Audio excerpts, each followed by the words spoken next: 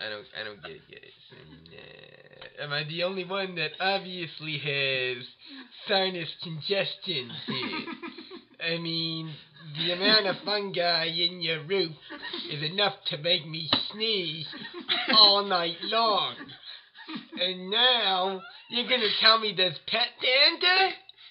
How the hell am I supposed to get through Scrabble if I'm using a whole box of Kleenex all night long?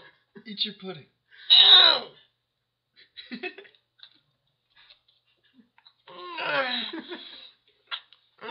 You're lucky I ain't got my symptom pills. I'd be calling your mother to let her know what's going on in your apartment. Eat your pudding now, son.